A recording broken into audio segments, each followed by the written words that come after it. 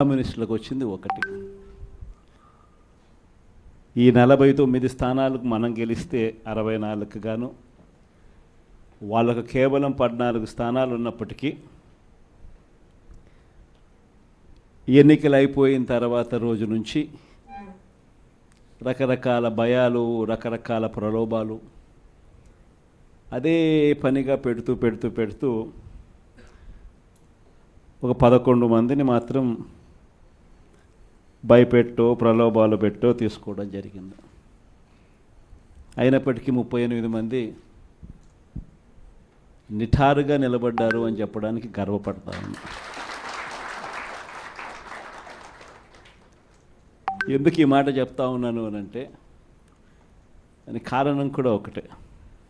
In fact ఏ corporation చూసుకున్నా, ఏ municipality చూసుకున్నా, రాష్ట్రంలో ఉన్న ఏ జెడ్పీటీసీ పరిధిలో ఉన్న ఏ మండలం తీసుకున్నా, అటు ఎంపీపీలైనా కానీ, అటు జెడ్పీటీసీలైనా కానీ, సర్పంచ్లైనా కూడా, ఏది తీసుకున్నా కూడా ఎన్నికలు అయిపోయిన తర్వాత 3 సంవత్సరాల తర్వాత లోకల్ బాడీ ఎన్నికలు జరిగితే అటువంటి ఎన్నికల్లో ఈ రకమైన రిజల్ట్స్తో రాష్ట్రమంతా క్లీన్ స్వీప్ చేసిన పరిస్థితి వైఎస్ఆర్సీపీ ప్రభుత్వం, మన ప్రభుత్వం.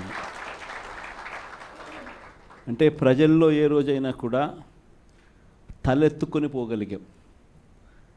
ప్రజలకు ఎన్నికల మేనిఫెస్టో అని చెప్పి ఏదైతే ఎన్నికల వేళ మనం ఏదైతే ఇచ్చామో, చూపించామో, ఏదైతే చూపించి మనం ఓట్లు అడిగామో, ఆ ఎన్నికల మేనిఫెస్టోలో 99% హామీలను నెరవేర్చి ప్రతి నెల ఏ పథకం అమలు చేస్తూ ఉన్నామో బడ్జెట్ ప్రవేశపెట్టే రోజే సంక్షేమానికి సంబంధించిన క్యాలెండర్ కూడా రిలీజ్ చేస్తూ, ఇదిగో ఈ నెల ఈ పథకం, ఇదిగో ఈ నెల ఈ పథకం, ఇదిగో ఈ నెల ఈ పథకం అంటూ క్రమం తప్పకుండా ప్రతి సంవత్సరం ఎక్కడా కూడా ప్రజలకు నష్టం జరగకుండా, ఇబ్బందులు పడకుండా, క్రమం తప్పకుండా ఇచ్చిన ప్రభుత్వం ఏదైనా ఉంది అని అంటే అది దేశ చరిత్రలో ఒక వైఎస్ఆర్సీపీ ప్రభుత్వం మాత్రమే అని చెప్తాను. వైఎస్ఆర్సీపీ అన్న పార్టీ నిజంగా ఒక విలువల కోసం నిలబడిన పార్టీ. నా దగ్గర నుంచి మొదలెడితే ప్రతి కార్యకర్త కూడా, ప్రతి గ్రామ స్థాయిలో ఉన్న కార్యకర్త కూడా కాలర్ ఎగిరేసుకొని ఇది నా పార్టీ అని చెప్పి గర్వంగా చెప్పుకునే, వాళ్ళకి ఏదైతే మనం చెప్పామో అది చేసి చూపించిన తర్వాతనే మనం ఓట్లు అడిగి గెలిచాము. కాబట్టి ప్రజల దగ్గర ఏ రోజు మన విలువ తగ్గల. కానీ ఎన్నికలైన 9 నెలలు కూడా తిరక్క మునిపే ఈరోజు ఏ తెలుగుదేశం పార్టీ కార్యకర్త కూడా గడప గడప అంటూ ప్రజల ఇళ్లకు వెళ్ళే పరిస్థితి ఏ ఒక్కరికి కూడా లేదు, ఎమ్మెల్యే దగ్గర నుంచి కార్యకర్త దాకా. కారణం, ఏ గడపకు వెళ్ళినా కూడా వీళ్ళు ఎన్నికలకు ముందు ఇచ్చిన వీళ్ళ మేనిఫెస్టో సూపర్ 6లు, సూపర్ 7లు ప్రజలు వీళ్ళకి ఇలా చూపించి, ఆ ఇంట్లో నుంచి ఒక చిన్న పిల్లాడు బయటకు వస్తాడు, నా 15,000 ఏమైంది అని అడుగుతాడు. ఆ ఇంట్లో నుంచి 2 పిల్లలున్నా, 3 పిల్లలున్నా ప్రతి పిల్లాడు బయటకు వచ్చి ఆ తెలుగుదేశం పార్టీ, ఇంటికి వచ్చిన తెలుగుదేశం పార్టీ నాయకుడిని, కార్యకర్తను ఆ పిల్లాడు కూడా ప్రశ్నిస్తాడు, నా 15,000 ఏమైంది అని. వీళ్ళింటికి పోయినప్పుడు ఆ పిల్లల తల్లులు ప్రశ్నిస్తారు, నా 18,000 ఏమైంది అని చెప్పి. 50 ఏళ్ళు నిండిన వాళ్ళు వచ్చి ప్రశ్నిస్తారు, నాకు 50 ఏళ్ళకే పెన్షన్ ఇస్తానన్నా, నా 48,000 ఏమైంది అని చెప్పి.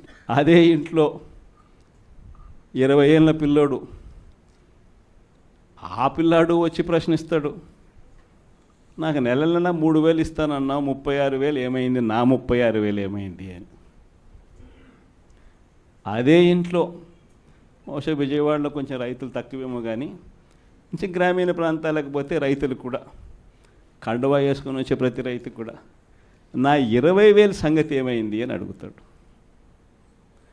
ఇలా ఏ ఇంటికి వెళ్ళినా కూడా తెలుగుదేశం పార్టీ నాయకులకు కానీ కార్యకర్తలకు కానీ ప్రజలకు సమాధానం చెప్పుకోలేని పరిస్థితుల్లో వాళ్ళు ఉన్నారు. ఎన్నికలప్పుడు ఏదైతే మాట చెప్పాడో ఆ రోజేమో మేము చెయ్యకపోతే మా కాలర్ పట్టుకోండి అని అన్నాడు. మరి ఈరోజు ప్రజలు కాలర్ పట్టుకుంటారేమో అని చెప్పి భయపడి రెడ్ బుక్ రాజ్యాంగం నడుపుతూ ఉన్నారు. ఈరోజు ఏమంటా ఉన్నారు? ఎన్నికలు అయిపోయిన 9 నెలల తర్వాత ఈరోజు ఏమంటా ఉన్నారు? సంపద సృష్టించడం ఎట్టనో నా చెవిలో చెప్తే నేను తెలుసుకుంటాను అంటున్నాను. ఇది వాస్తవాలు. ఇదే మాటలు ఎన్నికలకు ముందు నేను చెప్పా. చంద్రబాబు నాయుడు నమ్మడం అంటే చంద్రముఖిని నిద్ర లేపడమే అని. ఇదే మాటలు నేను ఎన్నికలప్పుడు చెప్పిన. చంద్రబాబు నాయుడు నమ్మడం అంటే పులి నోట్లో తలబెట్టడమే అని చెప్పి ఇదే మాటలే నేను చెప్పా. మేనిఫెస్టో ప్రజెంటేషన్ చేసేటప్పుడు ఇక్కడ ఇలా నిల్చొని ఇలా మేనిఫెస్టోని ఇలా చూపించా. మన మేనిఫెస్టోని ఇలా చూపిస్తూ వాళ్ళు చెప్పిన మేనిఫెస్టో హామీలను కూడా ఇలానే చూపిస్తూ చెప్పా. ఇది సాధ్యమయ్యేటివి కాదయ్యా చంద్రబాబు నాయుడు చెప్పేటివి. రాష్ట్రానికి సంబంధించిన బడ్జెట్ ఇది, మనం చేస్తూ ఉన్న బటన్లు నొక్కే కార్యక్రమం ఇది, దీనికే ఇంత డబ్బు ఖర్చు అవుతుంది. మరి చంద్రబాబు నాయుడు ఏమో 1,72,000 కోట్లు సంవత్సరానికి అయ్యే ప్రతిపాదనలు ఆయన చెప్తా ఉన్నాడు. సూపర్ 6లు మోసము, సూపర్ 7లు మోసము అని చెప్పి చెబుతూ మనమేం చేయగలుగుతాము అన్నది కూడా ప్రజలకు అర్థమయ్యేట్టుగా కూడా మేనిఫెస్టో సందర్భంగా కూడా చెప్పడం జరిగింది.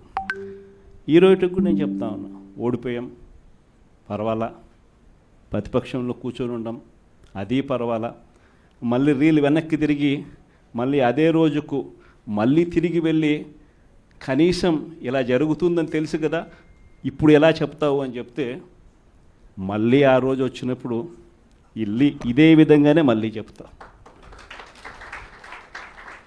ఎందుకనంటే రాజకీయాలలో విలువలు, విశ్వసనీయత అన్న పదానికి అర్థం అది. ఎన్నికలు ఎప్పుడొచ్చినా కూడా అదే విలువలు, అదే విశ్వసనీయత అన్న ఒకే ఒక్క పదం మీద మళ్ళీ వైఎస్ఆర్సీపీ మళ్ళీ అఖండ మెజారిటీతో మళ్ళీ గవర్నమెంట్. కానీ ఈసారి ఫామ్ చేసినప్పుడు మాత్రం ప్రజలకు చంద్రబాబు నాయుడు నైజం పూర్తిగా అర్థమైపోతుంది. కాబట్టి మనల్ని మళ్ళీ 30 ఏళ్ళు అక్కడే కూర్చోబెట్టే విధంగా కూడా ప్రజలు ఖచ్చితంగా అడుగులు వేస్తారన్న నమ్మకం నాకుంది. ఎందుకంటే ఈరోజు ఒకవైపున ఇచ్చిన హామీలన్నీ కూడా పక్కకి వెళ్ళిపోవడం అన్నది ఒక ఆస్పెక్ట్ అయితే, రెండో ఆస్పెక్ట్ ఏమిటి అని అంటే ప్రతి వ్యవస్థ నిర్వీర్యం అయిపోయింది. కేవలం చంద్రబాబు నాయుడు గారి ప్రభుత్వం రాక మునుపు మన ప్రభుత్వం ఉన్నది. మళ్ళీ మన ప్రభుత్వంలో ఎలా ప్రతిదీ కూడా ఎలా పగడ్బందీగా ఎలా జరిగింది, చంద్రబాబు నాయుడు ఎందుకు చేయలేకపోతున్నాడు, ఈ చర్చ ప్రతి ఇంట్లోనూ కూడా జరుగుతూ ఉంది. ప్రతి పథకము కూడా ట్రాన్స్పరెంట్గా, పారదర్శకంగా ప్రతి ఇంటికి చేర్చే పరిస్థితి నుంచి ఈరోజు అన్ని కొలాప్స్. కేవలం 9 నెలలు. ఒకవైపున వ్యవస్థలన్నీ కొలాప్స్, మరోవైపున ఏది చూసినా స్కామే. ఏ గ్రామంలో చూసినా బెల్ట్ షాపులు. ఎమ్మెల్యే దగ్గరుండి ఆక్షన్ పాడిస్తూ ఉన్నాడు. 2 లక్షల 3 లక్షల నీ ఇష్టం. ఆ 2 లక్షలు కట్టడానికి పోలీసులు సపోర్ట్ చేస్తారు, దగ్గరుండి మద్యం అమ్మేట్టుగా. ఎంఆర్పి రేటుకు వాళ్ళు కొనుక్కుంటారు, ఎంఆర్పి రేటు ప్లస్ వీళ్ళ ప్రాఫిట్ వేసుకొని వాళ్ళు అమ్ముతారు. ఏ గ్రామంలో చూసినా కూడా, ఏ బంకులో కూడా ఈరోజు మద్యమే కనిపిస్తూ ఉంది. మొట్టమొదటిసారిగా గవర్నమెంట్ నడుపుతా ఉన్న మద్యం షాపులను తీసేసి ప్రైవేట్ వాళ్ళని తీసుకొచ్చేసినారు. ఇసుక ఎక్కడ పడితే అక్కడ డబల్ ద రేటుకి అమ్ముతూ ఉన్నారు. ప్రతి నియోజకవర్గంలోని పేకాట క్లబ్బులు ఎక్కడ పడితే అక్కడ కనిపిస్తూ ఉన్నాయి. ప్రతి నియోజకవర్గంలో ఏ పని జరగాలన్నా కూడా, ఫ్యాక్టరీ నడపాలన్నా, ఆ నియోజకవర్గంలో మైన్ ఒకవేళ చేస్తూ ఉంటే చేసుకోవాలన్నా ఏదైనా కూడా నాకింత నీకింత అని ఎమ్మెల్యే దగ్గర నుంచి మొదలైతే చంద్రబాబు నాయుడు దాకా పంచుకోవడాలి. ఇవన్నీ కూడా ఏ స్థాయిలో జరుగుతూ ఉన్నాయనంటే నిజంగా ఈరోజు వైఎస్ఆర్సీపీ పార్టీ కానీ వైఎస్ఆర్సీపీ ఎమ్మెల్యేలు కానీ ఈరోజు నిజంగా చాలా మంచోళ్ళ కింద కనిపిస్తూ ఉన్నారు ప్రజలకు. ఆ స్థాయిలో కేవలం 9 నెలల కాలంలోనే ఇంత దారుణంగా పడిపోయినాయి. ఇవన్నీ కూడా ఎందుకు నేను చెప్తా ఉన్నాను అని అంటే ఈరోజు కష్టాలు అనేటివి వస్తాయి.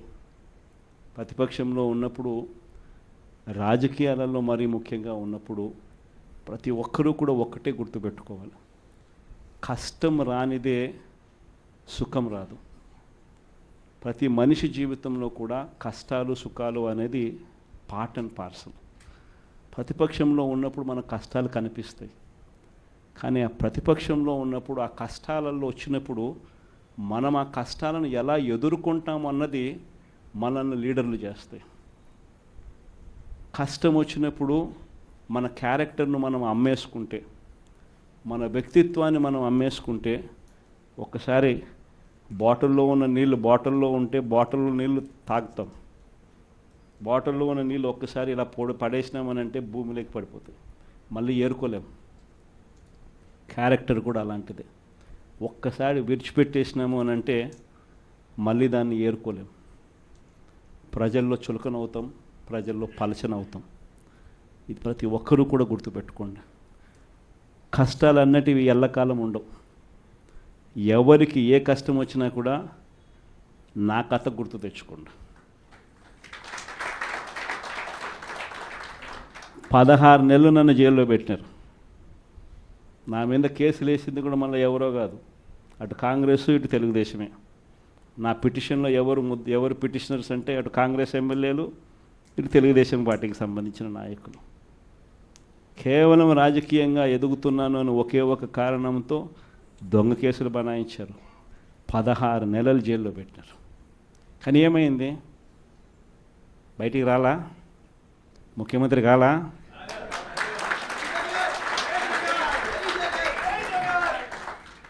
ప్రతి ఒక్కరు ఇది గుర్తుపెట్టుకోండి.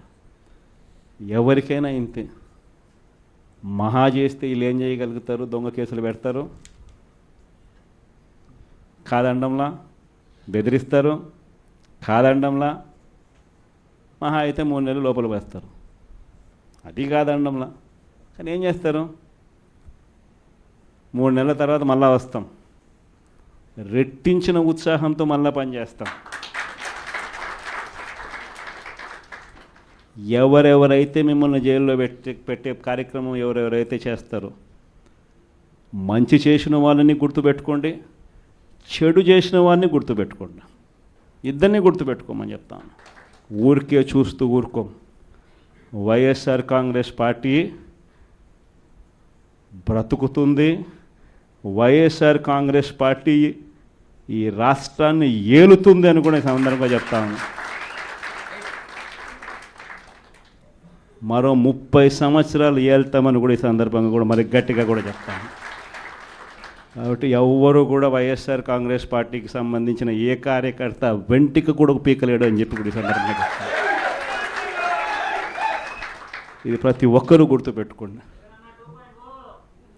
ఒక్కటే గుర్తుపెట్టుకోండి, ఈసారి జగనన్న 2.0 కొంచెం వేరుగా కూడా ఉంటుంది.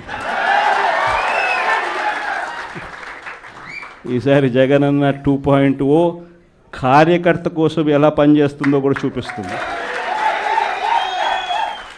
ఇది మాత్రం నేను ఖచ్చితంగా చెప్తా ఉన్నా. ఎందుకనంటే జగనన్న 1.0లో బహుశా కార్యకర్తలకు నేను అంత గొప్పగా బహుశా చేయలేకపోయి ఉండొచ్చేమో. ప్రతి పథకము ప్రతి విషయంలోనూ కూడా మొట్టమొదటిగా ప్రజలే గుర్తుకొచ్చారు. ప్రజలకు మంచి చేయడం కోసమే నా టైం కేటాయించా, నా తాపత్రయపడ్డా, ప్రతి విషయంలోనూ దానికోసమే అడుగులు వేశా. కానీ జగనన్న 2.0కి వచ్చేసరికి మాత్రం చంద్రబాబు నాయుడు కార్యకర్తలకు పెడతా ఉన్న ఇబ్బందులు చూసా, కార్యకర్తలు పడతా ఉన్న అవస్థలు చూసా, కార్యకర్తలు పడతా ఉన్న బాధను గమనించా. వీళ్ళ కోసం గట్టిగా మీ జగనన్న ఉంటాడని సందర్భంగా గట్టిగా చెప్తాను.